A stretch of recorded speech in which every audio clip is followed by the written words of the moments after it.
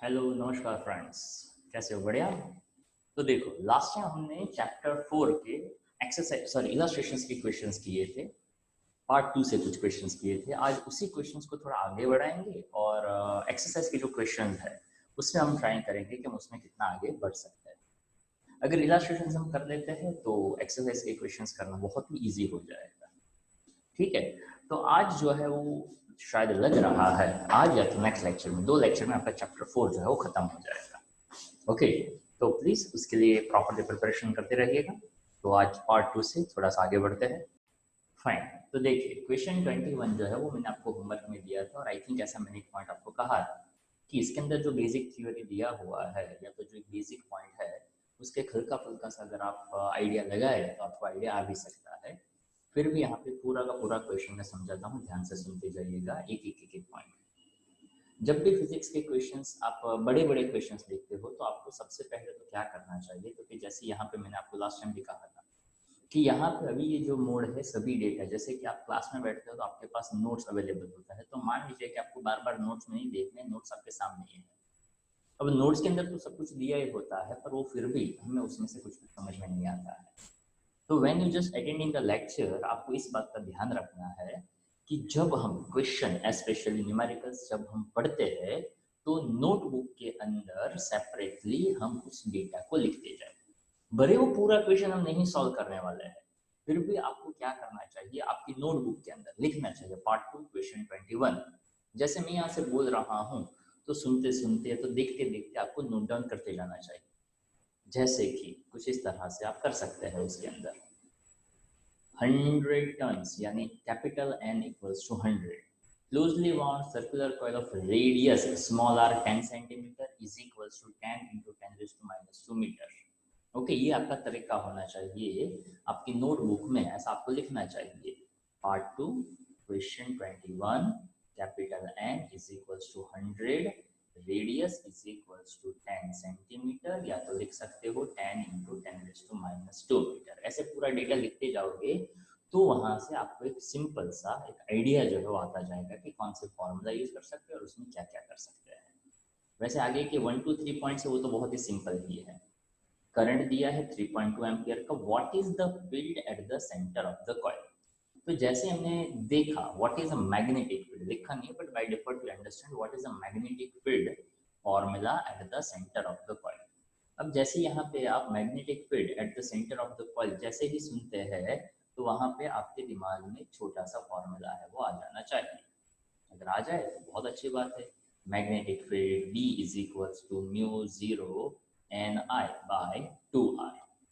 चलो, कोई बताएगा what is a mu 0 value? This is mu 0। हाँ, what is mu 0 value? 4 pi into 10 raised to minus 7। Number of turns अभी लिखा हमने 100 था। करंट कितना दिया है?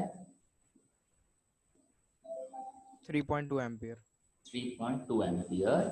और यहाँ पे 2 ले लिया और just as a formality repeat कर देता हूँ 2 × 10⁻²। तो देखने जाओ तो यहाँ पे आप सिंपल सा अपना आइडिया है वो लगा सकते हैं। ओके, जैसे कि 2 2 ज़ा 4 कर दिया, यहाँ से ये 10 0 0 कैंसिल कर दिया, ये -2 इसके साथ कैंसिल कर दिया, -5 बचा, एक और गया -4 बचा, 3.2 इंटू 2 कर दिया दैट इज अ 6.4 बचा, उसको 3.14 से मल्टीप्लाई कर दिया। अब यहाँ पे ये जो भी मैंने किया हुआ है तो वो आप लेक्चर के बाद भी कर सकते हैं, लेक्चर से पैरेलल भी कर सकते हैं आप। तो वैल्यूज प्लेस करोगे तो आपको जो आंसर मिलना चाहिए वो यहाँ पे आपका और मेरा दोनों का टाइम बचे, इसलिए यहाँ पे हमने डायरेक्टली ये वैल्यू यहाँ पे निकाला। पर जब भी कहीं पे कोई एरर या तो कहीं पे कोई डाउट आए, जनरली अगर आप पहली बार घर पे कर रहे हो न्यूमेरिकल्स, जैसे आप होमवर्क में कर रहे हो, तो आई एडवाइस कि एटलीस्ट यहाँ पे जो कैलकुलेशंस है वो कैलकुलेशंस आपको अपने हिसाब से एक बार करनी चाहिए। ओके, वैसे मुझे याद है वहां तक चैप्टर 3 के अंदर किरचॉफ के क्वेश्चंस में, okay, and if I am not wrong तो जश आपका एक होमवर्क मैंने चेक किया था। रैंडमली मैं काफ़ी लोगों के होमवर्क चेक करता रहता हूँ, तो उसमें मेरा ध्यान गया था कि एक क्वेश्चन ऐसा था जहाँ पे मैंने स्पेसिफिकली कहा है कि किरचॉफ का रूल यूज करेंगे। 1 2 3 ऐसे इक्वेशंस बनते हो जो सिंपल सिंपल टाइप के इक्वेशंस बनते हैं ना, वो I1 I2 वाले, और वहां पे नोट्स में लिखा होता है on solving equation 1, 2 and 3 we will get the I1 I2 and I3 this।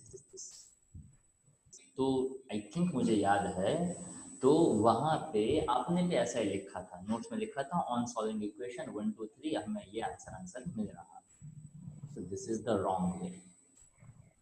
If you say that हाँ वो मैंने एक बार चेक कर लिया था, सही आंसर ही आता है, तो भी वो होमवर्क में करना अलाउड नहीं, ताकि जो आदत आप होमवर्क में बनाओगे वही काम आप एग्जाम में करो।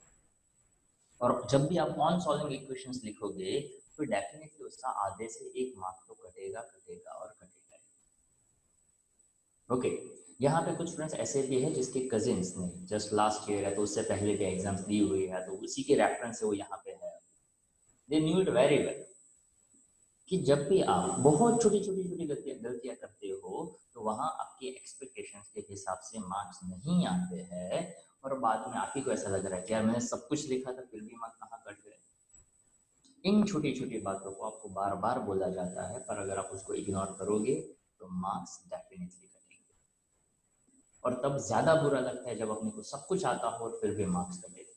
3 इक्वेशंस है, ऑन सॉल्विंग इक्वेशंस बोला हुआ है, तो क्यों नहीं उसको सॉल्व करते। सॉल्व करने से ही सही आंसर माना जाएगा। जैसे यहाँ पे ये वैल्यू लगाई हुई है, तो इस वैल्यू को भले ये अपने हिसाब से यहाँ पे दिया हुआ है, you have to do it in your own way.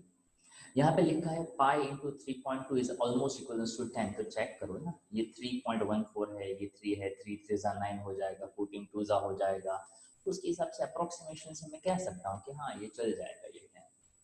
Okay, अब आपको ये कैलकुलेशंस नहीं अच्छी लग रही है, ये वाला assumption नहीं अच्छा लगता है, जस्ट डू इट अगेन। तो देखो यहाँ पे 2 × 10⁻³ सबसे पहले तो आपको ये चेक करना चाहिए कि ये आता है कि नहीं आता है। ओके, तो कैलकुलेटर से चेक करो, कंफर्म करो 2 × 10⁻³ आता है या कुछ और आता है। ओके, एटलीस्ट कोई भी एक चेक करे और मुझे बताए कि ये परफेक्ट सर सही है। चलो सही है, उससे आगे बढ़ते हैं। ओके, आधा क्वेश्चन पढ़ते जाओ, आधा आधा करते जाओ। अब सेकंड पॉइंट में चलते हैं। The coil is placed in a vertical plane which is free to rotate about the horizontal axis which coincide with its diameter। अब इतनी लाइन ने सिर्फ एक एटमॉस्फेयर क्रिएट किया क्वेश्चन का, जिसमें से कुछ पता नहीं चलता है, या तो ऐसा कहेंगे कि जिसमें से कोई काम का कोई इंपॉर्टेंट इंफॉर्मेशन नहीं आया। अगर मैं उसको ऐसा समझूं, the coil is placed in a vertical plane, तो ये हो गया आपका vertical plane, free to rotate about the horizontal axis. अब ये ऐसा आप, ये हॉरिजॉन्टल एक्सिस है, तो इस एक्सिस के अबाउट ये ऐसे घूम सकता है। ओके, या तो आप ऐसा भी लगा सकते हैं या तो आप ऐसा भी लगा सकते हैं, दोनों ही वैलिड है। बट इन शॉर्ट इतना पता चलेगा कि ऐसा या तो ऐसा वाला करने से एरिया वेक्टर और जो कॉइल है उन दोनों के बीच में एंगल है वो 90 डिग्री बनेगा। ओके, जैसे कि तैसे करके अपने को टॉर्क मैक्सिमम निकालना है, ऐसा कुछ हुआ। यूनिफॉर्म मैग्नेटिक फील्ड, यानी चलो यहाँ पे नया एक वैल्यू आ गया बी का, in the horizontal direction exist. Okay, अब देखिएगा जो आपका जो पॉइंट था ना भाई, यहाँ से आपको मैग्नेटिक फील्ड मिला eight the centre of the coil 2 × 10⁻³ Tesla. अब आप जो बोल रहे हैं ना वो 2 ले लिया, तो देखो क्वेश्चन के अंदर ऑलरेडी बताया है, a uniform magnetic field of 2 Tesla in the horizontal direction exists such that initially the axis of the coil is in the direction of the field। मतलब आपको ऐसा इमेजिन करना पड़ेगा, आपको वो टॉर्क वाला थियरी याद होना चाहिए। ये समझिए मैग्नेटिक फील्ड का डायरेक्शन है, ये उसमें लिया हुआ कॉइल है, तो मैग्नेटिक फील्ड और कॉइल एक दूसरे से परपेंडिकुलर होना चाहिए। इन दैट केस ये यहाँ से ऐसे रोटेट कर सकता है, या तो आप चाहो तो उसको ऐसे भी रोटेट करवा सकते हो। इस क्वेश्चन के लिए काम का पॉइंट क्या है, तो काम का पॉइंट ये है, the coil rotates through an angle of 90 degree under the influence of that magnetic field. ये पूरा का पूरा उसने सिचुएशन क्रिएट किया। ओके, और उसके लिए पूछा है what is the magnetic moment of this arrangement. ऐसा है, एक सेकंड मैं उसको कनेक्ट कर दूं। And what are the magnitude of the torque on the coil in the initial and final position? Perfect है, torque का formula mv sin theta या तो बिना sin theta, जो भी आपको अच्छा लगे वो ले सकते हैं। And what is the angular speed? That's the omega. Coil when it's rotate by 90 degree, the mi बोले तो Moment of inertia. Moment of inertia, okay, that's a 0.1 kg metre square. ये जो है वो रोटेशनल मोशन का concept है जो आप लोगों को याद होना चाहिए। तो देखो magnetic field at the centre, चलो वहां पे हम थ्रू हो गए, हमको क्लियर हो गया। सेकंड पॉइंट था what is the magnetic moment of this arrangement. अब मैं उसको थोड़ा सा सेट करके चेक करूँ कि जो सेकंड पॉइंट है ना उसमें मैं ऐसा समझूं कि ये दोनों को अगर मैं कंबाइन करूँ, तो अगर मैं उसको कंबाइन करता हूँ और मैग्नेटिक मोमेंट चाहिए, तो देखिए magnetic moment that we called as आईना, INA। तो मैग्नेटिक मोमेंट हो गया, नंबर ऑफ टर्न्स आ गए, करंट आ गया, एरिया आ गया। एरिया का formula I think you are clear with that, pi F square, वहां से कुछ क्लियर हो गया। Then after torque mb sin थीटा। अब दो चीजें हैं, अगर हम ऐसा समझे कि ये ऐसी डायरेक्शन है मैग्नेटिक फील्ड का, अगर इस मैग्नेटिक फील्ड की डायरेक्शन के कॉन्टेक्स्ट में मैं ऐसा समझाऊं कि ये ऐसा रखो, मैग्नेटिक फील्ड इधर हो, तो magnetic field and area vector in the same direction, when both are in the same direction, तो यहाँ पे आपका साइन 0 हो जाएगा, टॉर्क 0, साइन 0 हो गया। अब जैसे इस सिचुएशन से मैंने ये सिचुएशन किया, तो इसका एरिया वेक्टर मेरी ओर आएगा, मैग्नेटिक फील्ड इस डायरेक्शन में है। आप ऐसा कह सकते हो magnetic field and area vector that's perpendicular to each other. जब वो दोनों एक दूसरे से परपेंडिकुलर रहेंगे तो टॉर्क जो है वो आपको मैक्सिमम मिलेगा। तो आपका ये पॉइंट भी क्लियर है, mb sin 90। अब जो आपका जो पॉइंट था ना दोस्त, देखो यहाँ पे टॉर्क mb में ऑलरेडी ये कॉइल को आपने मैग्नेटिक फील्ड के अंदर रखा था। आई रिपीट, आपने इस कॉइल को ऑलरेडी एक एक्सटर्नल 2 टेस्ला वाला मैग्नेटिक फील्ड दिया था और उसके अंदर आपने रखा हुआ था। आपका कंफ्यूजन क्यों क्रिएट हुआ? ताकि यहाँ पे ये जो डेटा था उसमें भी 2 डिजिट दिख रहा था और यहाँ पे जो गिवन मैग्नेटिक फील्ड है उसमें भी 2 दिख रहा था। That's why that create the confusion कि यहाँ पे 2 × 10⁻³ आया और यहाँ पे सिर्फ 2 लिया। तो ये चीज अलग हो गई। वहां पे कॉइल जो लिया है उसके सेंटर पे है। थोड़ा एक और चीज आप नोटिस करें, ओके, देखो circular coil of radius 10 centimetre 3.2 ampere, what is the field at the centre of the coil.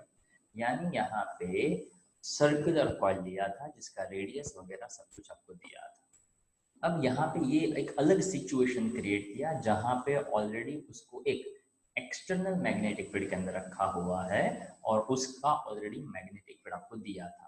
तो उस मैग्नेटिक फील्ड की वजह से उसके ऊपर जो टॉर्क लगता है वो टॉर्क आपको यहाँ पे मिल सकता है mb sin theta. That's why they use the 2 का वैल्यू जो है ना वो इसलिए यूज किया हुआ है।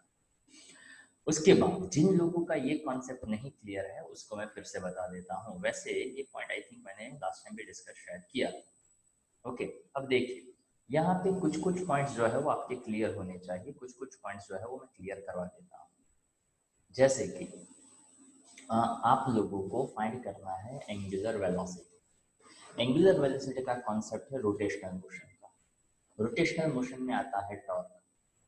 तो जैसे ही वैसे आपका नहीं सब स्टूडेंट्स का ओके पहले से ये किस्सा रहता है। अभी एक स्टूडेंट ने मुझे एक मजेदार पॉइंट कहा 11th वाले स्टूडेंट्स ने, जैसे मैं आपको काफी बार कहता था 11th का नया नया स्टूडेंट्स है तो उस बेचारे ने ऐसा व्हाट्सएप करके मुझे दिया, बताया कि सर मुझे डिफरेंशिएशन नहीं समझ में आया और नीचे लिखा कि मैथ्स का डिफरेंशिएशन तो मुझे समझ में आ गया, फिजिक्स का डिफरेंशिएशन मुझे समझ में नहीं आया। ओके, तो मैंने उसको सामने फिर से लिखा कि तुम्हें कौन सा वाला एडिशन आता है, मैथ्स का एडिशन आता है कि फिजिक्स का एडिशन आता है। तो उसका रिप्लाई था सर एडिशन तो एक ही होता है, सेम डिफरेंशिएशन भी एक ही होता है। ओके, उसी तरह से जब भी कोई ऑब्जेक्ट रोटेशनल मोशन देता हो तो टॉर्क टॉर्क ही होता है। But as the situation changes, जैसे आप ऐसा कहते थे कि जगह आप 11th स्टैंडर्ड में थे, पार्ट 1 का 8th चैप्टर पढ़ते थे तो वहां पे भी वर्ड यूज करते थे फील्ड, और वहां पे जब हम फील्ड कहते थे तो उसका मतलब था ग्रेविटेशनल फील्ड। जब आप फर्स्ट चैप्टर पढ़ रहे थे 12th स्टैंडर्ड के अंदर तब हमने कहा था फील्ड, तो उसका मतलब था इलेक्ट्रिक फील्ड। वहां पे भी टॉर्क लगता था और वहां पे टॉर्क था वो डाइपोल के ऊपर लग रहा था, इसलिए उसको PE sin थीटा कहते थे। इस चैप्टर में फिर से टॉर्क लगा, पर यहाँ पे मैग्नेटिक डाइपोल के ऊपर जो टॉर्क लगा वो मैग्नेटिक फील्ड की वजह से लगा। तो हम यहाँ पे ऐसा नहीं कह सकते कि यहाँ पे आर क्रॉस एफ, नहीं, आर एफ साइन थीटा इधर भी लग रहा है, पर यहाँ पे आर अलग तरीके से देखना है, एफ तो क्या अलग तरीके से देखना है। क्यों, आप ऐसा समझ सकते हैं क्या? F is equals to Q E, क्या ये होता है, फोर्स लगता है, यहाँ लगता है। क्या आप आर एफ साइन थीटा को अगर याद करिए तो torque equals to R F sine theta को हमने यूज करके ही torque equals to P E sine theta है वो निकाला हुआ है, ताकि वहां पे जो ये F था वहां पे हमने QE का ही यूज किया हुआ है, और R is the distance between that positive and negative. तो देखो मैं यहाँ पे उसको थोड़ा अलग तरीके से बता दूँ, R is the position, set 2a, positive negative के बीच का डिस्टेंस, F यानी कौन सा, तो कि QE साइन थीटा। अब थोड़ा देखने का नजरिया चेंज करो, 2aq क्या बना, कि P बना, E एज इट इज आ गया, P साइन थीटा आ गया, तो क्या मैं इसको P क्रॉस E कह सकता हूँ? हाँ, कह सकता हूँ। मतलब फिजिक्स ऐसा कहता है कि आपको कॉन्सेप्ट एक ही होता है, सिचुएशन थोड़ा सा चेंज करो तो सिंबल्स उसके चेंज होते हैं, बाकी सब कुछ सेम रहता है। अब वहां पे जो पूरा एक्सप्लेनेशन दिया हुआ है, अगर आपके पास नोट्स हो फिजिकली तो देखिए वहां पे कि torque equals to I alpha, अपना 7 चैप्टर का कॉन्सेप्ट रोटेशनल मोशन का।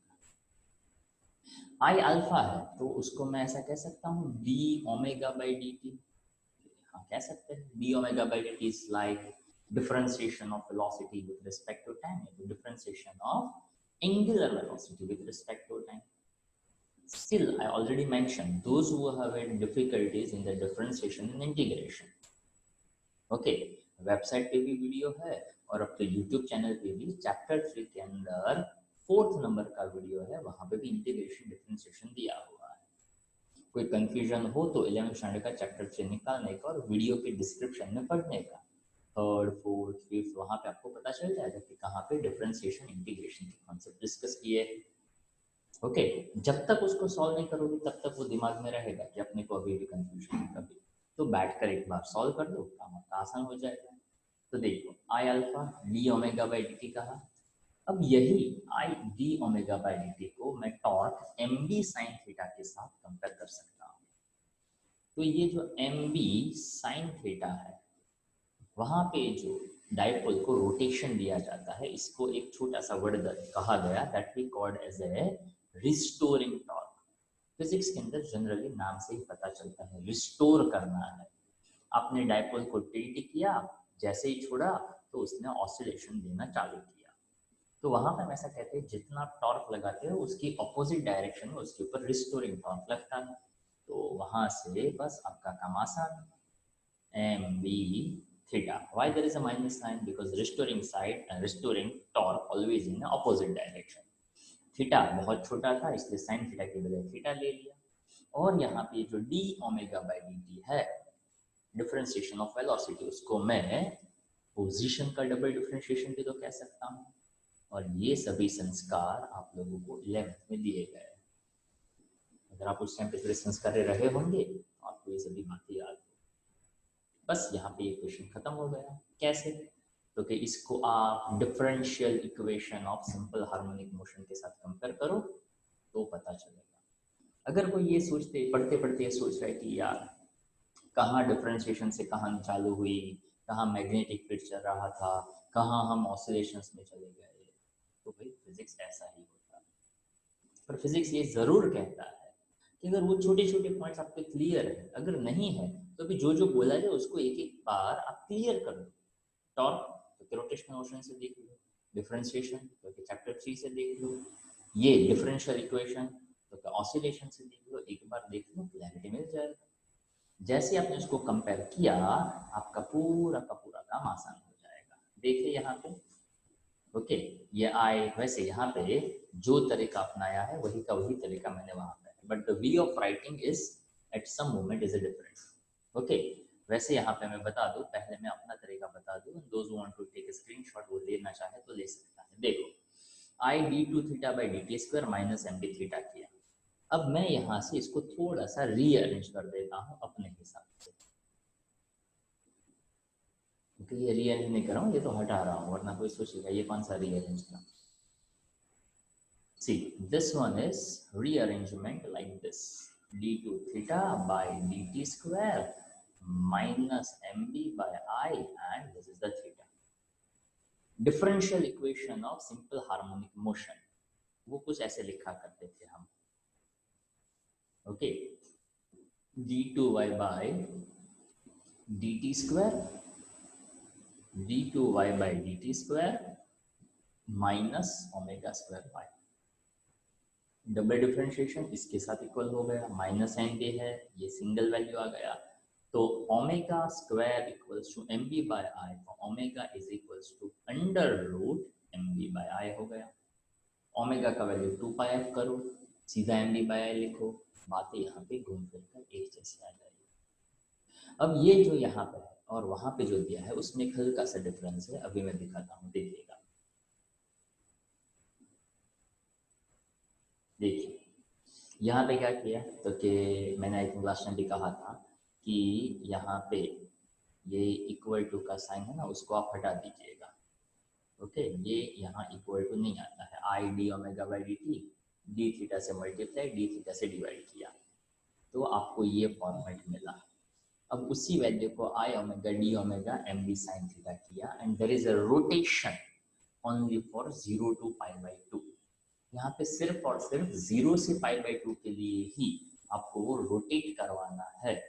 तो अगर मैं यहाँ पे दोनों साइड इंटीग्रेशन ले लूँ, तो देखो दोनों साइड इंटीग्रेशन ले लेंगे तो यहाँ पे जो वैल्यू मिलेगा वो वैल्यू जो है वो cos पाई बाई 2, वैसे माइनस इन बाहर ले लो, cos pi by 2 minus cos 0, cos pi by 2 that is 0 and cos 0 that is 1, तो यहाँ पे m भी मिल गया।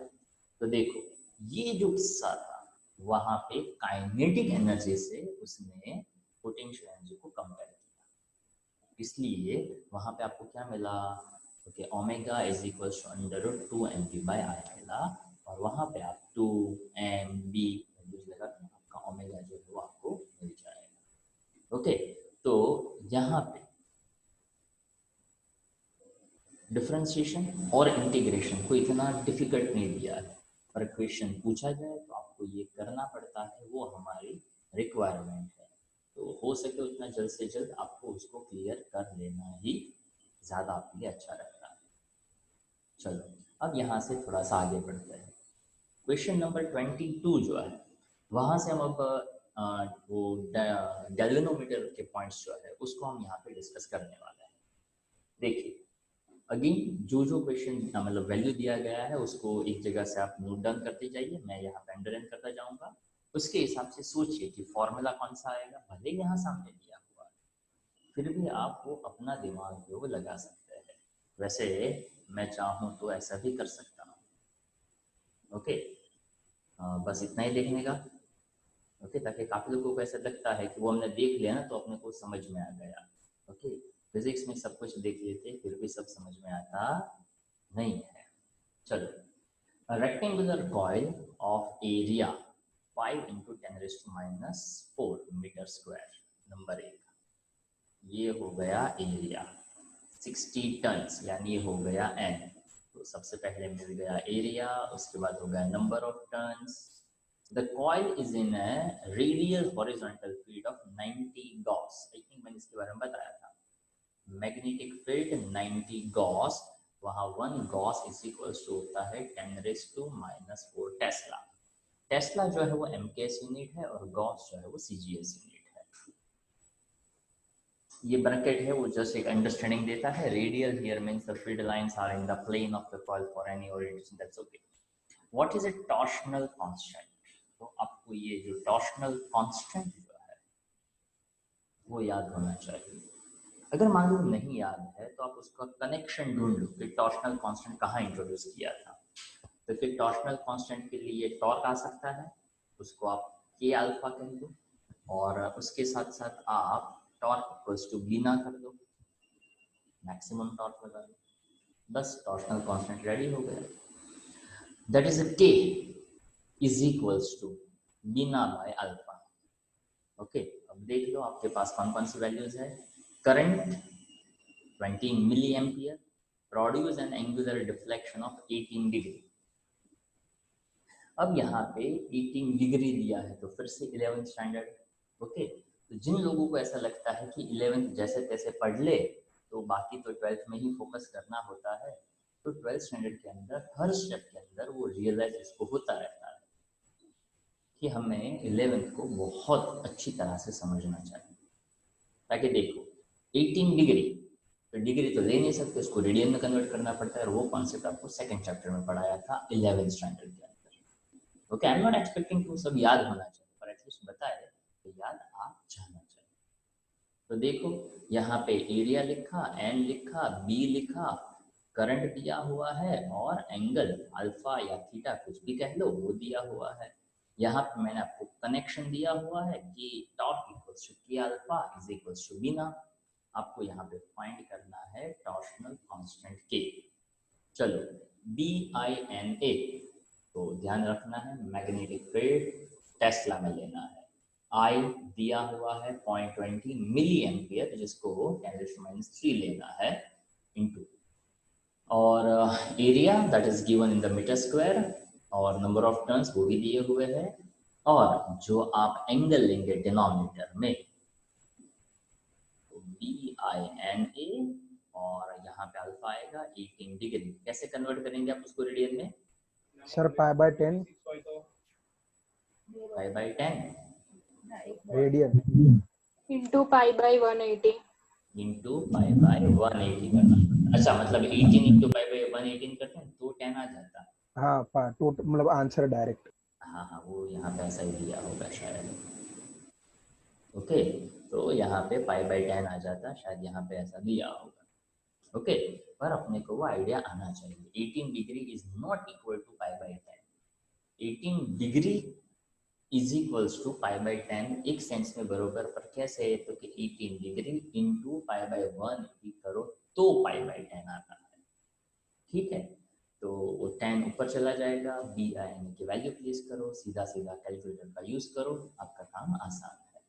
तो कोई भी न्यूमेरिकल जो होता है उस न्यूमेरिकल्स में आप जितने एफर्ट्स डालेंगे, वैल्यूज देखेंगे, और उसके हिसाब से आप घर पर बैठे बैठे लेक्चर के साथ साथ ये जितना वर्कआउट मैंने किया हुआ है, ओके, यहाँ पे यहाँ वहाँ इसलिए नहीं कर रहा था कि यहाँ पे जो स्पेस दिख रहा है ना वहीं पे मैं यूटिलाइज कर देता हूँ ताकि आपको एक थोड़ा सा टाइम बचे और हम जल्द से जल्द उसको कवर अप कर सकें। करते जाएंगे तो आपको पता चलता जाएगा। यू कैन सी दैट, यहाँ पे देख लीजिए अल्फा है।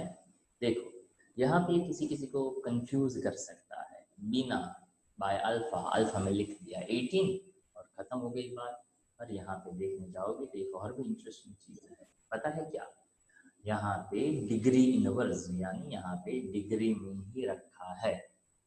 ओके, तो एक सेंस में ये डिग्री रखा है तो 18 चलेगा। आई रिपीट, जिसके पास ये नोट्स ना हो वो नोटबुक में लिख दो, जिसके पास नोट्स हो ये पूरा का पूरा जो है मैं जैसे अभी यहाँ पे बता रहा हूँ आप वैसे लिखिए, because it's not always acceptable कि आप डिग्री इनवर्स ऐसा ही यूनिट रखो। Okay, so I insist k equals to Bina by alpha. Okay, बीना जो है वो टॉर्क का यूनिट है, टॉर्क का यूनिट न्यूटन इंटू मीटर होता है, इसलिए सिर्फ न्यूटन इंटू मीटर के टर्म में लिखने के लिए यहाँ पे आपका मैग्नेटिक फील्ड जो है वो दिया हुआ था 90 इंटू 10⁻⁴, करंट दिया था 0.20 इंटू 10⁻³ नंबर ऑफ टन्स दिए हुए है 60, और एरिया यहाँ पे दिया हुआ है 5 इंटू 10⁻⁴। तो 5 इंटू 10⁻⁴ डिवाइड बाय अल्फा जो है वो 18 इंटू π/180। इसको कैलकुलेट करके यहाँ पे जो आंसर आता है वो आंसर सेम रहेगा, पर यूनिट जो है वो क्या लिखेंगे आप? 3 इंटू 10⁻⁹ न्यूटन इंटू मीटर। अगर आपको थियोरी याद हो तो वहाँ पे यूनिट हमने न्यूटन इंटू मीटर कहा है। ओके, तो ये आ गया यहाँ पे बाई 10 चला गया ऊपर, उसके साथ 0 0 वाले सब साइड में ले लो, और पाई 3.14 है जिसको आप कहीं से भी उसके साथ कैंसिल कर सकते हैं। ठीक है, वैसे 3.14 को इक्वल 3 ले लो तो 3 3 के साथ कैंसिल हो सकता है, और उसके बाद का जो आंसर है वो ऐसा आंसर आ जाना चाहिए, and definitely that should be newton into metre.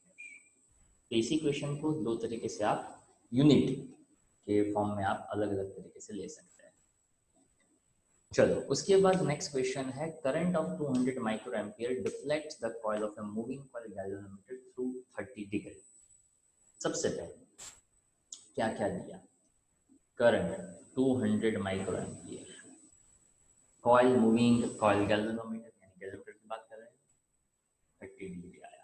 What should be the current cause the rotations through 5/10 radian. What is the sensitivity of a galvanometer? अब यहाँ पे आपको याद होने चाहिए वोल्टेज सेंसिटिविटी, करंट सेंसिटिविटी, ऐसे कुछ फॉर्मूला हमने देखे थे। यहाँ पे जो फॉर्मूला मतलब जो वैल्यूज दिया हुआ है, तो कि करंट दिया हुआ है, एंगल दिया हुआ है और करंट क्या होना चाहिए ऐसा पूछा हुआ है। तो याद करिए करंट सेंसिटिविटी का alpha by I is equals to, हम उसको भी ये जो है ना किधर गया अभी लिखा था, ये रहा, अल्फा बाय आई कर दो तो हमने उसको नाम दिया था बेन बाय के। ओके, तो उसको आप करंट सेंसिटिविटी ऐसा कह सकते, where alpha is what, that is the angle, current is given और गैल्वेनोमीटर थ्रू द 30 डिग्री वो भी यहाँ पे दिया हुआ है। तो यहाँ से आपको उसका आइडिया जो है वो आ सकता है अगर ट्राई करो तो। ठीक है, तो देखो यहाँ पे ये हो गया, दो अलग अलग एंगल 30 डिग्री से टैटू लेकर गए थे, तो अल्फा बाय आई कर दो तो बेन बाय के, और I1 और I2, क्यों ऐसा I1 एंड I2, तो फिर दो अलग अलग एंगल बन गए, एक करंट दिया हुआ है दूसरा करंट मिल जाएगा। So I1 and I2 simple सा ratio, the relation of current and alpha, ताकि आप इसको इस तरीके से सोच सकते हो, alpha by I that's the K, so relation of angle and I, यहाँ पे के constant, alpha 1 I1, alpha 2 I2, यहाँ पे I1 दिया है, फर्स्ट एंगल दिया है, सेकंड एंगल दिया है और ये करंट को फाइंड करना। तो सोचने के जो नजरिए है उसके ऊपर फोकस करेंगे तो क्वेश्चन हो जाए। It is not always like that यहाँ पे पहले थीटा 2 ऐसे लिखा उसके बाद I1 इक्वल्स टू के बाय एन बी अल्फा 1 लिखा तो हम भी वैसे ही लिखे। आप सीधा भी कह सकते हैं के इक्वल्स टू अल्फा बाय आई होता है और वहां से उसका रेशियो लेकर बस सिंपल तरीके से आपको करंट आई को वो मिल जाएगा। They ask what is the sensitivity, यानी आप किसी का भी वैल्यू निकालो। ओके, कोई कहता है अल्फा 2 बाय आई 2 करेंगे तो ही मिलेगा। अब अल्फा 2 बाय आई 2 देखो तो ये अल्फा बाय आई है, that's we called as a K. Okay, अभी मैंने जहाँ पे लिखा था फिर से उसको मैं यहाँ पे कंपेयर करवा रहा हूँ, ध्यान से सुनिएगा। ओके, टॉर्क के अल्फा, टॉर्क बीना alpha by I is equals to alpha by I is equals to B and A by K, ऐसा हमने कहा। अब यहाँ पे इस क्वेश्चन के according magnetic field, number of turns, area और के, ये सभी के सभी कैसे हैं, कांस्टेंट है और अल्फा बाय आई। तो अगर यहाँ पे अल्फा 2 बाय आई 2 निकाला हुआ है, अगर मान लो मैं उसको अल्फा 1 बाय आई 1 निकालूं तो मुझे आंसर क्या मिलेगा। तो उसके अकॉर्डिंग अल्फा 1 दिया है 30 डिग्री, ओके, और करंट I1 दिया हुआ है दैट इज 200 माइक्रो 10⁻⁶, तो 10⁻⁶ अल्फा बाय आई, यहाँ 0 0 आप कैंसिल करिए, यहाँ पे 0 0 कैंसिल, 3/20। अब 3/20 है तो 3/20 क्या बनेगा, 1/6 के आसपास कुछ बनेगा। तो देखिए यहाँ पे भी उसने ये जो लिखा हुआ है उसको आपको अपने हिसाब से समझना है। अगर आपने सही नहीं समझा तो 100% गड़बड़ हो जाएगी। देखो, ऑलवेज आई सजेस्ट, ये लिखा और ये लिखो, आपको सही सही तरीके से समझ में आना चाहिए। Some students think that micro नीचे है और एम्पियर ऊपर चला गया और माइनस है। नो, माइक्रो एम्पियर पूरा क्वांटिटी था और उसका पावर -1 किया हुआ है। 18 डिवाइड बाई 180 था, सॉरी 18 डिवाइड बाई 120 था, उसको यहाँ पे सॉल्व किया। अगर मैं यहाँ पे 3 डिवाइड बाई 20 करता हूँ तो क्या मिलता है? तो कुछ नहीं करना है भाई, थोड़ा सा कॉमन सेंस यूज करो, आपका काम आसान है। इधर 3 है ना, इधर 3 चाहिए तो क्या करने का? 6 डिवाइड करने का। क्या मैं इसको कह सकता हूँ 6 इंटू 3? तो क्या, हाँ बरोबर। इसको मैं कह सकता हूँ 6 इंटू 20? हाँ बरोबर। 6 कैंसिल हो गया, 3/20। तो क्या, तो आंसर सेम आएगा। तो क्या, मतलब क्या? तो क्या अल्फा 2/I2 ही अपने को करंट सेंसिटिविटी दे, ऐसा जरूरी नहीं है। अल्फा 1/I1 करो तो भी वो करंट सेंसिटिविटी देता है, ताकि वो वैल्यू सेम है। तो सम स्टूडेंट्स में भी दैट काइंड ऑफ क्वेश्चन कि अगर हम अल्फा 2/I2 क्यों कर रहे हैं, अल्फा 1/I1 कर सकते हैं? ऑफ कोर्स कर सकते हैं। Use a little common sense, तो आपको सही सही आंसर मिल सकता है। जनरली आई सजेस्ट डिग्री की बजाय आप उसको रेडियन में रखेंगे तो ज्यादा आपके लिए अच्छा रहेगा। चलो नेक्स्ट क्वेश्चन। ये जो क्वेश्चन है उसमें ऐसा करना है, थोड़ा उसमें एक अलग पॉइंट हमें सोचना है। गैल्वेनोमीटर नीड्स 50 मिलीवॉल्ट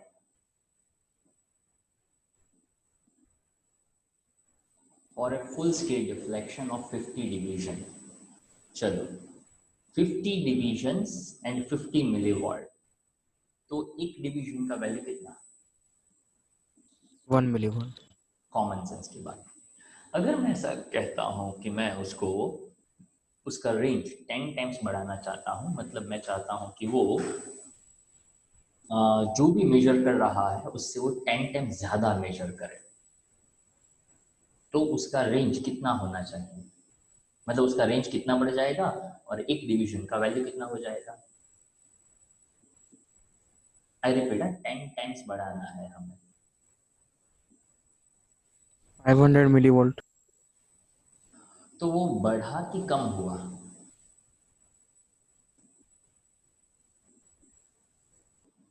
जैसे 50 इंटू 10⁻³ उसकी रेंज में 10 टाइम्स बढ़ाना चाहता हूँ, तो आपने कह दिया 500 10⁻³, तो 500 मिलीवॉल्ट ऐसा हो गया। तो फिर से अब एक डिवीजन का वैल्यू कितना हो जाएगा? 10. 10। 0.5 सॉरी, कितना हो जाएगा एक का वैल्यू?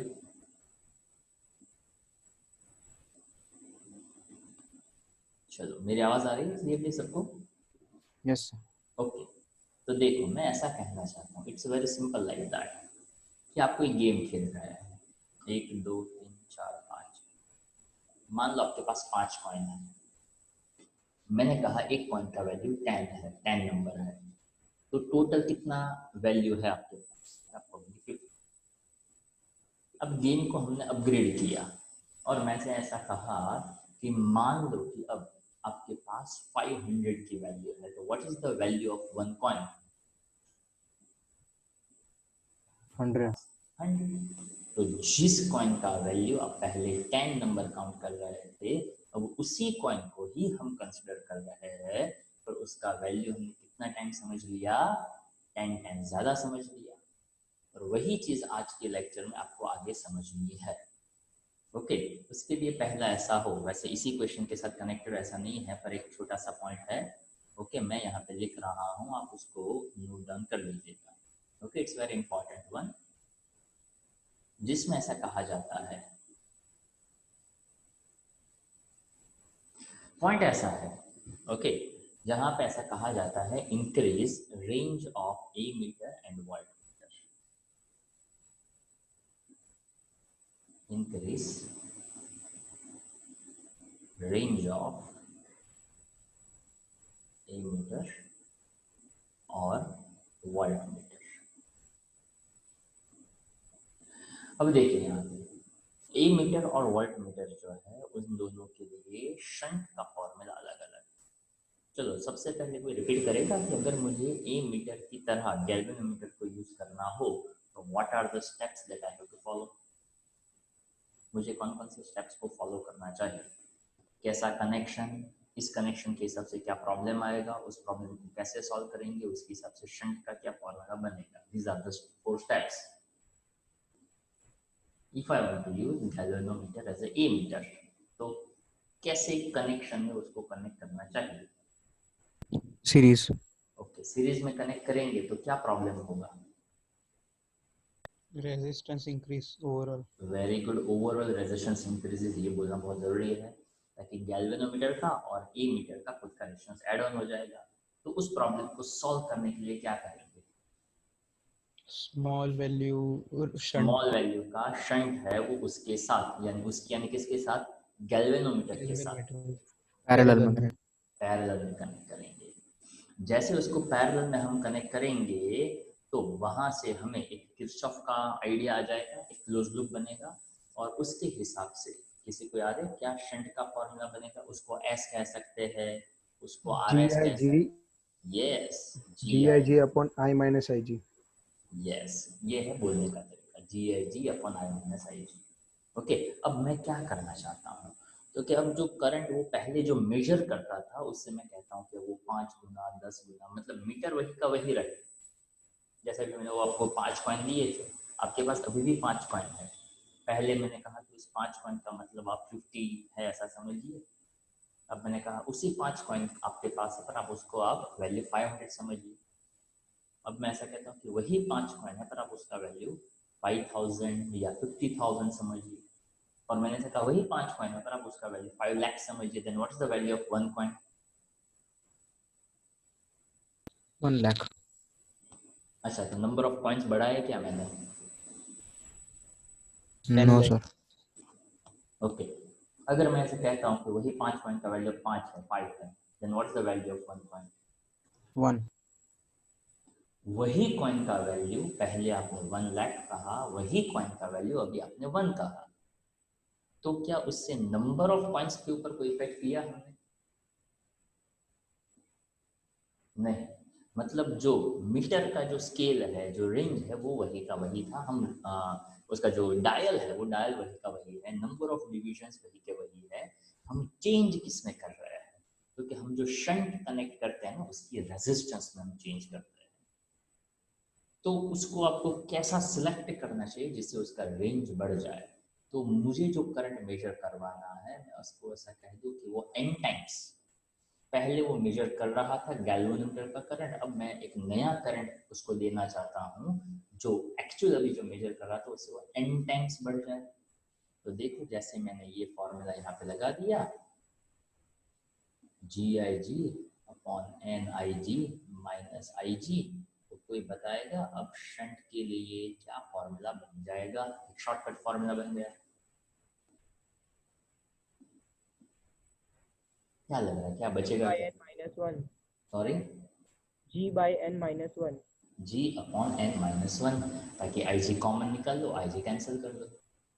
तो यहां से एक और शॉर्टकट बता देता हूं, ध्यान से देखिएगा। Okay, this is for okay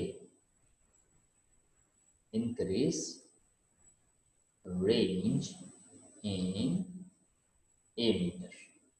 अब इसी के हिसाब से यहाँ पे n-1 डिनोमिनेटर में आया, वाट मीटर के लिए डायरेक्ट बता देता हूँ। वैसे उसमें थोड़ा सा चेंज आपको ज्यादा करना पड़ता है, इसलिए वो शॉर्टकट नहीं वो लॉन्ग कट बन जाता है। सो वी प्रेफर कि उसका डायरेक्ट हम शॉर्टकट बता दूं मैं।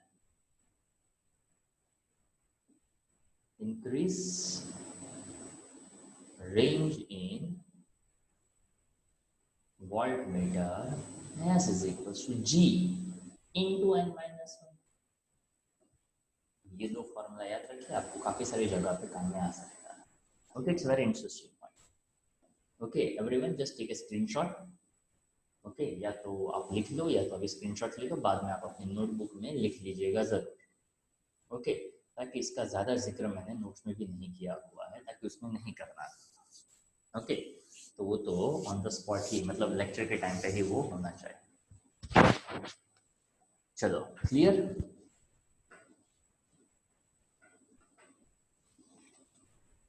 हेलो, क्लियर इतना? Yes sir. Yes, sir. Very good.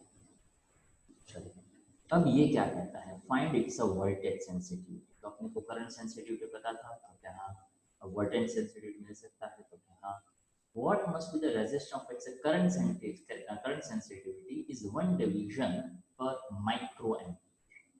तो सीधा सीधा फॉर्मूला क्यों, तो 50 मिलीवॉट 50 डिविजन्स वोल्टेज सेंसिटिविटी, जैसे करंट सेंसिटिविटी का फॉर्मूला है वैसे ही यहाँ पे है अल्फा बाय आई, तो ये बन जाएगा alpha by V, that is called as a voltage sensitivity. Divisions है, वोल्टेज है, तो ये हो गया 10⁻³ डिविजन्स पर वोल्ट. ओके, यहाँ पे 50 50 माइनस 3 ऊपर चला गया, 50 कैंसिल हो गया, तो 1000 ओके डिविजन्स पर वोल्ट ऐसा कह सकते हैं. अगर मान लो उसके हिसाब से मुझे रेजिस्टेंस निकालना पड़े, तो what is the resistance formula, I is equal to V by I, simple सा ओम्स लॉ. पर यहाँ पे ये गलत फॉर्मूला नहीं लिखा है क्या, resistance of galvanometer R is equal to क्या था, V by I, I by V. V by. तो यहाँ पे कैसा लिखा हुआ है कि बरोबर लिखा है, बरोबर है सर. कैसे बरोबर है बताइए. सर अल्फा अल्फा कैंसिल हो जाएगा ना दोनों सेंसिटिविटी का. एग्जैक्टली.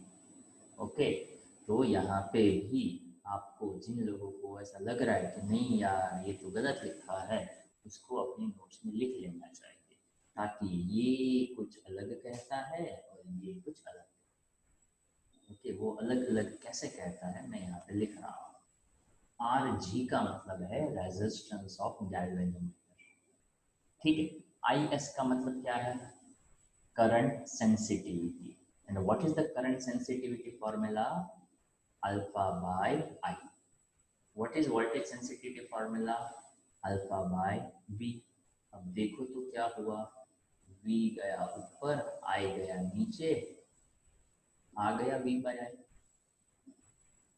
पर यहाँ पे आपके पास वोल्टेज सेंसिटिविटी और करंट सेंसिटिविटी दिया हुआ था, तो देखो माइक्रो एम्पियर इनवर्स डिविजन्स पर वोल्ट इनवर्स, यानी यहाँ पे ये सही ही लिखा हुआ है.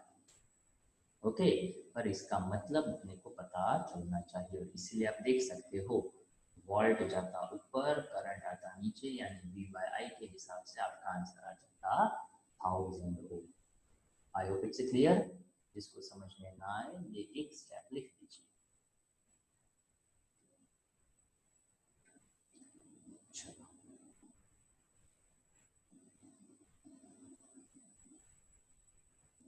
अब उसके हिसाब से ये क्वेश्चन जो है उसमें छोटा सा एफर्ट आपका काफी सारा काम आसान कर सकता है. रिपीटेड फॉर्मूला है, पर सिर्फ उसको देखने का एक नजरिया अलग रखना है आपको सिर्फ, ताकि यहाँ पे क्वेश्चन में थोड़ा परसेंटेज का यूज किया हुआ है. ओके, वैसे थोड़ा कॉमन सेंस है ना, वो आपका काम आसान कर सकता है. देखिए, always in physics just keep one thing in the mind, जब भी कोई क्वेश्चन देखते हैं डेटा को साइड में शॉर्ट लिस्ट करके लिख दीजिए, तो ही आपका काम आसान हो सकता है. ओके, क्लास में बैठते तो यहाँ पे जैसे आप देख रहे हैं स्पेशली इस चैप्टर के अंदर क्वेश्चन इतने सिंपल सिंपल से है जिसमें कुछ ज्यादा मुझे नहीं करना. If you are clear with the formula, because देखो हैज अ फॉलोइंग पर्टिकुलर्स, मतलब डेटा दिया है, number of turns, area, magnetic field, resistance of the coil. Indicate a simple way to increase the current sensitivity meter by 25%. It is not easy to change A or B. मतलब क्या, क्योंकि यहाँ पे area और magnetic field को हमें change नहीं करना है, तो उसके लिए हमने इसका एक थियोरेटिकल पॉइंट जो है वो पढ़ा हुआ था. ओके, कि करंट सेंसिटिविटी जो है, अगर मैं उसको अल्फा बाय आई कहता हूँ, तो कौन कौन सी चीजों को बढ़ाना चाहिए, n को बढ़ाना, b को बढ़ाना, a को बढ़ाना. n increase, b increase, a increase, because they are in the direct proportion.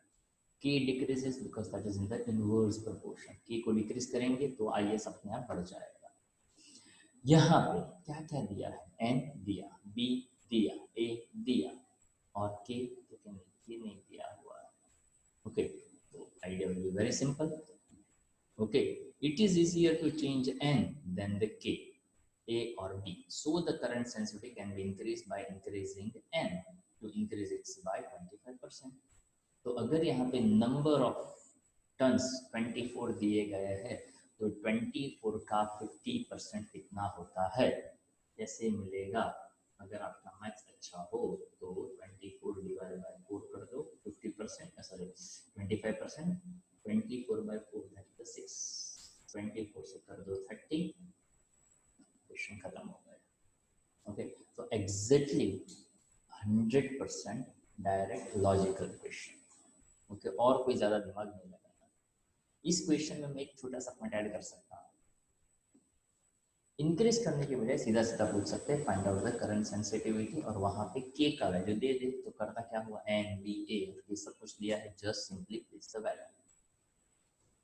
If in doing so the resistance of the coil increases 21%, ताकि नंबर ऑफ टर्न्स बढ़ेगा ना तो रेजिस्टेंस भी तो बढ़ेगा.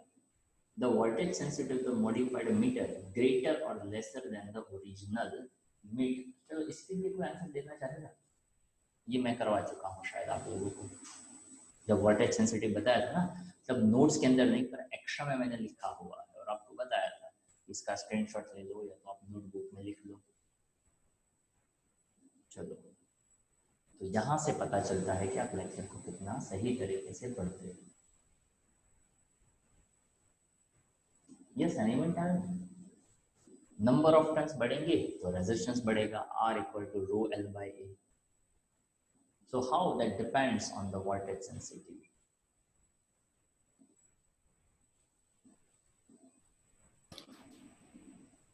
डिक्रीज करेगी. नहीं करेगी. Sir alpha upon I R है तो रेजिस्टेंस अगर इंक्रीज करता है तो ओवरऑल वैल्यू डिक्रीज करेगी. गलत.